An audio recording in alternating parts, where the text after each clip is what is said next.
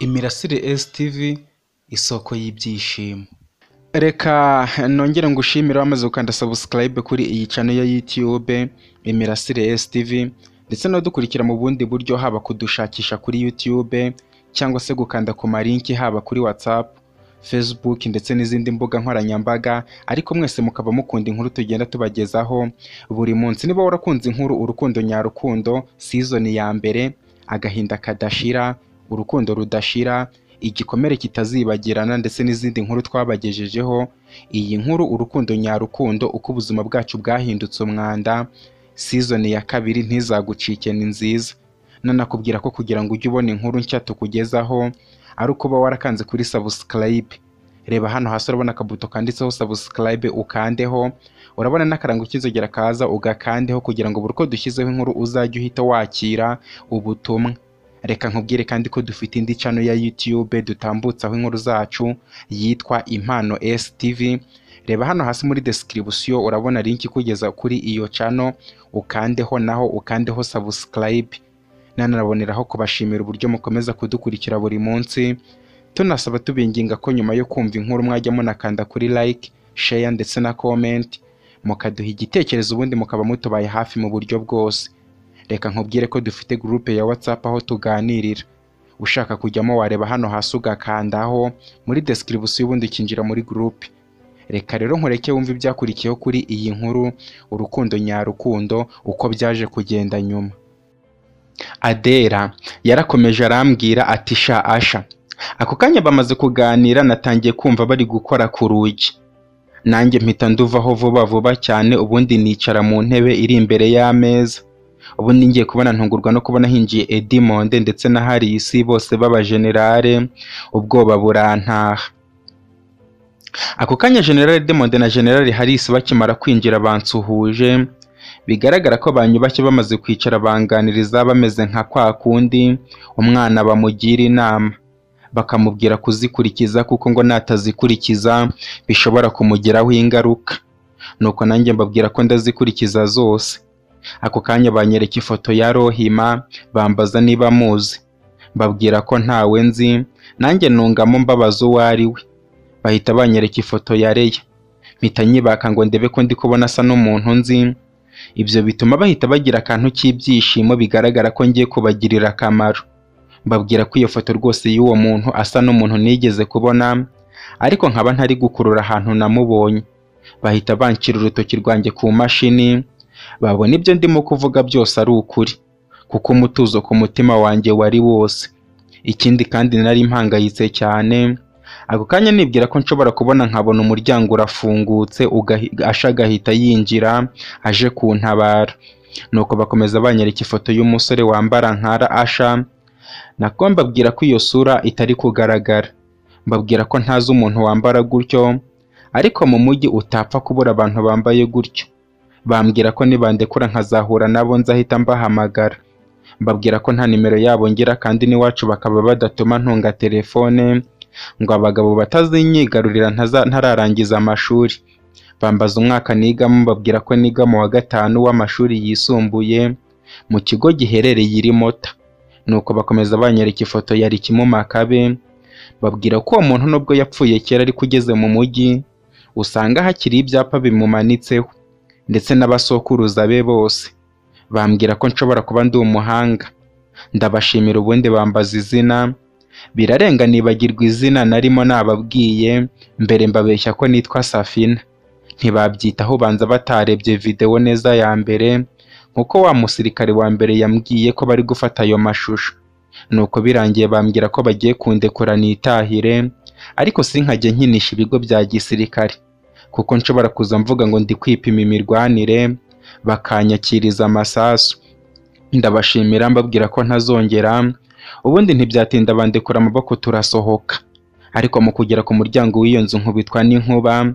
Nubwo bwari bwije ariko imyambarire ya Asha ntago nayiyoberwa.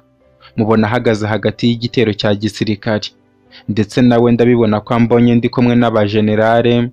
Ibindi byakurikiyeho byose wabibonye ubwo nakunyuzeho nkigendera nk'ibisanzwe. Nageze hafi na parikingi rero umutima ukomeza kundya. Nibaza uburyo ndagusohora aho ngaho. Wamaze gukubita abasirikare bose mbona General Edmond araje. mpita mbona gutunze imbunda, nanjye mfata imbunda y'umusirikare wari uryamye hasi, ubundi ndaza ndayimutunga nirengagije Harisi wari inyuma yanjye. Nuko mbona utangiye kurira, mpita mbibona ko babajwe n'ubugoryi nkoze, ariko nari mbizi ko Harisi ari inyuma yanjye, ariko nindamuka ntunze imbunda Dimonde arahita ashyira imbunda hasi, ubundi ukayifata tugashaka uko tubakanga.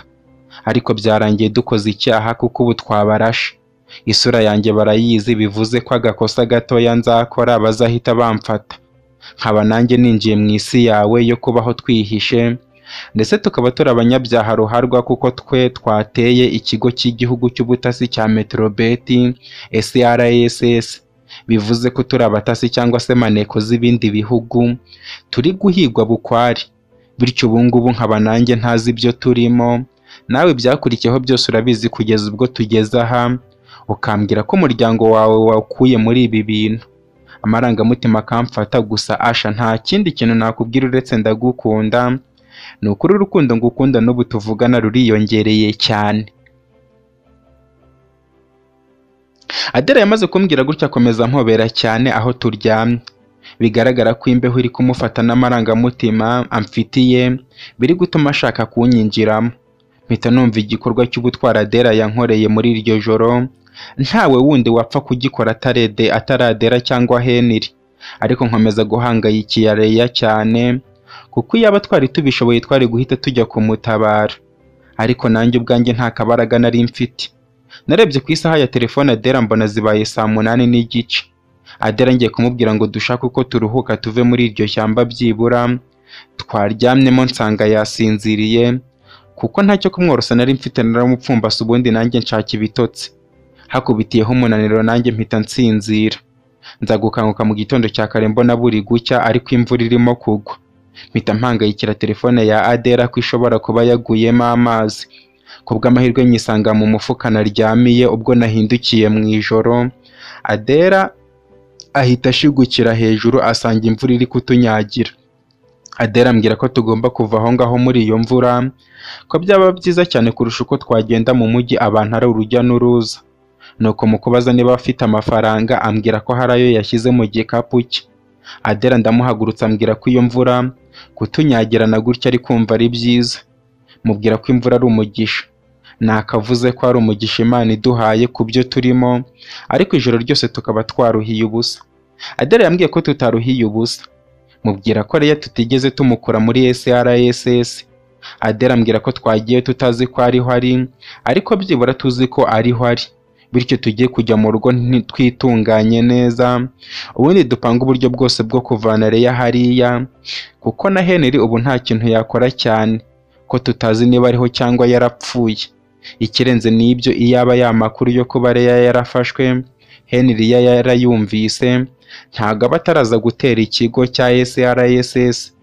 Ako kanya Adela naramwumvise maze ndamubwira nti Adela, mbona nta wundi muntu dukwiranye, kubera ko nta wundi wasimbura umwanya wawe imbere yanjye, kubera ko uko utekereza bijyana n'ibitekerezo nkeneye, ibyo ukora bikajyana n'ibyo nshaka ko bikorwa muri aka kanya, ndetse n'ingendo yawe igahura n'ingendo nshaka ako kanya.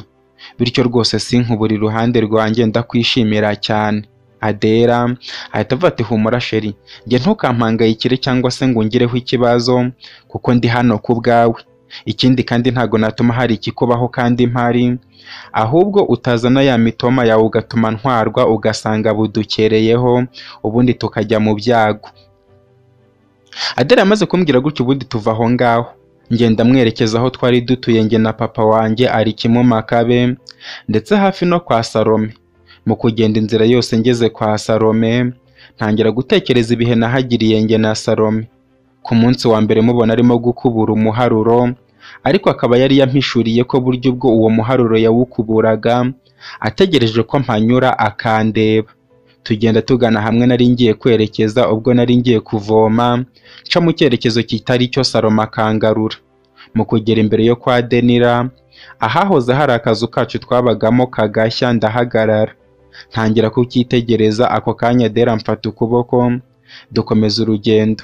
Twageze imbere tubona moto ebyiri turazitega. Abamotari tubasaba ko batugeza hafi no mu rugo, ariko tubabwira ahantu ku buryo batamenya ko tugiye mu rugo. batubaza impamvu twinyagije, tubabwira ko mu rukundo kwinyagiza bizana ibyishimo.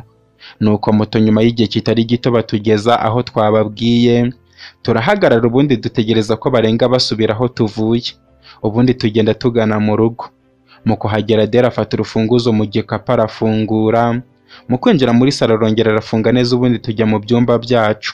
Adele ambwira ko arabanza kujya muri dushe ngakurikiraho, mubwira ko ndi kumva nshaka kujyana nawe. Adele anyibutsa ko ibyo namubwiye ubushize ku bijyanye n'inama papa wanjye yanyigishije kugira abantu ku bijyanye no kurinda imibiri yabo. Adele yamaze kumbwira gutyo numva amasomo yanjye yarafashe, ndetse ndabyishimira cyane kuko n'ubundi nari ndi kubivuga nikinira. Nuko nicara mu cyumba mfata agatelefone kanjye, ku bw'amahirwe mbona nako ntago kanyagiwe, ariko nanga kwirirwa ngafungura kuko n'ubundi nta simukadi yari irimo. Ubundi ngatereka ku meza hamwe na telefone ya Adele yari ifunze. Maze kuva muri dushe ambwira nanjye kujyayo kuko nari nicaye ku buriri nambaye akayesuwime. Mpita mva mu cyumba nerekeza muri salo. Mu kugera muri salo mpura na Adele, ubundi ashaka kwinjira mu cyumba cye yambaye akayesuwime avanye muri dushe, ahita anyica mu mutwe kuko nta kindi nahise ntekereza uretse inkuru yambwiye mu gicuku cya kare cy'uburyo umusore wamutozaga imirwanire akaba n'umusekirite yamurungurutse.